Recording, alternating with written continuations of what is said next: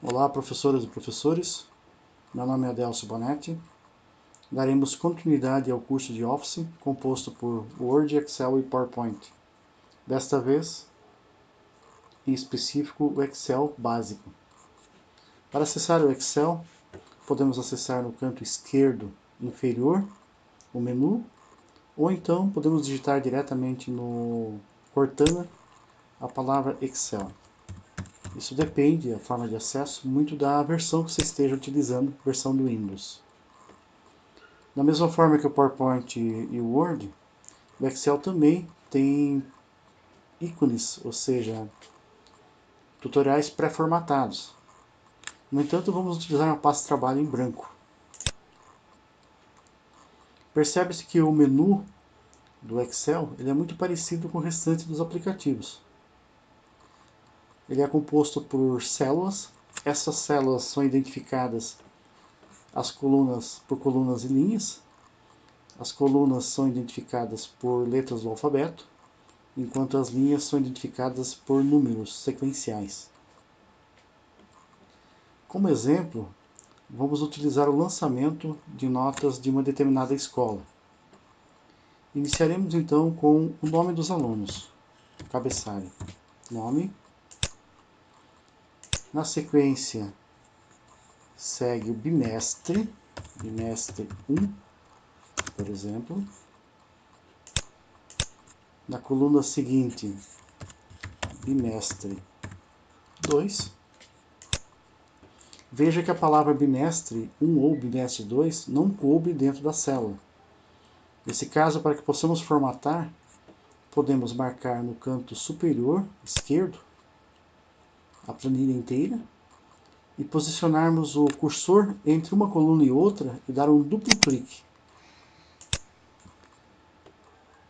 Na sequência, nós poderíamos colocar na letra, ou seja, na coluna D, a palavra bimestre 3 e na E bimestre 4. Mas existe uma outra forma de se fazer. Marca-se bimestre 1 e bimestre 2 e percebe-se que no canto direito abaixo existe um pontinho. Puxando esse pontinho, a letra D aparece como bimestre 3 e a letra E como bimestre 4, sucessivamente. Vamos então reformatar. Por se tratar de um cabeçalho, é interessante que ele tenha formatos diferentes para poder identificar o diferencial do restante da planilha. Então vamos marcar o cabeçalho. Vamos trocar o tipo de fonte. Percebe-se que existem várias fontes diferenciadas, uma lista enorme de fontes. Vamos, nesse caso, optar por Arial. Também podemos ampliar ou mudar o tamanho da fonte.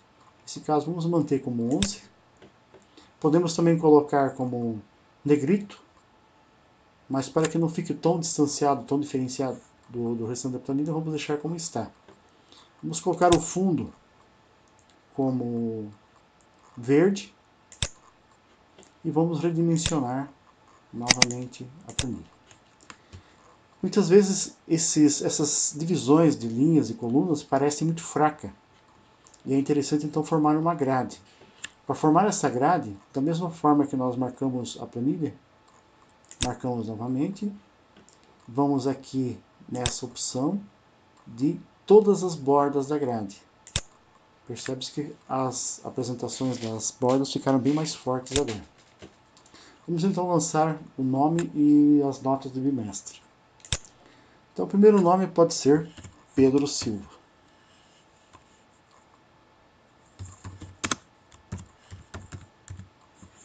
O segundo nome, podemos colocar o seu irmão, João Silva. Vamos reformatar as células. No primeiro bimestre, podemos colocar... Vamos supor que o Pedro foi muito bom, vamos colocar um 2 apenas. No terceiro bimestre, no segundo bimestre, ele recebeu 5, 7 no terceiro e 10 no quarto bimestre. Já seu irmão teve um 7 no primeiro, um 8 no segundo, um 4 no terceiro e 1/10 do quarto. No entanto, as notas normalmente elas são fracionárias, ou seja, 7,5, 5,5, supondo que o Pedro da Silva tirou 7,5 no terceiro bimestre. Então vamos reformatar essas células para que elas possam ter duas casas após a vírgula. Vamos marcá-las,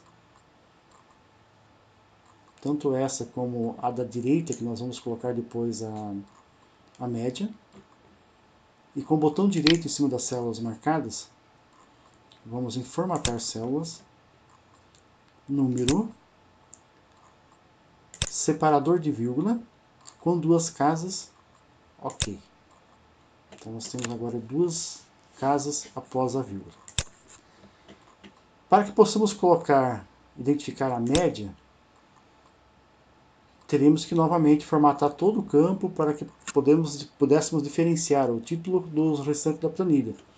Nesse caso, acho que vale a pena copiar o bimestre, dar um Ctrl+C em cima da célula bimestre, e em cima da F, dar um Ctrl+V, copiando e trocando o nome para média.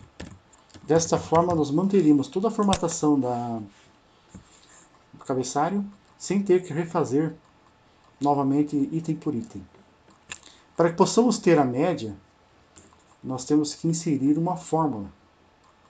E para que possamos fazer isso, vamos em Fórmulas, inserir uma função.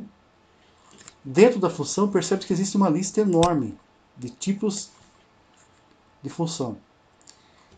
Dependendo da língua em que foi instalado o sistema operacional, essas palavras podem estar diferentes. Por exemplo, em inglês, média pode estar diferente, ou em francês pode estar de outra forma.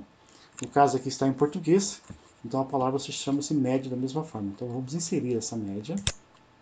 Automaticamente vai nos pedir a sequência, ou seja, de que coluna até que coluna, ou de que linha nós queremos calcular essa média. Então vamos marcar da célula B2 até a célula E2. E vamos dar um OK. Automaticamente ele já calculou para 6. Na linha seguinte podemos fazer a mesma coisa. No entanto, é possível, através desse pontinho marcado, puxar para baixo que ele calcula automaticamente. Então você veja, 7 com 8 com 4, 10 dá 7,25. E já levou em consideração aqui, inclusive, o percentual de duas colunas, ou seja, de duas casas depois da vírgula. A partir desses dados, nós podemos agora gerar um gráfico, por exemplo. Vamos pegar, por exemplo, Pedro Silva. Nome, vamos marcar os dados, os cabeçalhos, mais até o bimestre 4. Porque a média, nesse caso, não é interessante para o gráfico. Marcado, vamos inserir um gráfico de barras.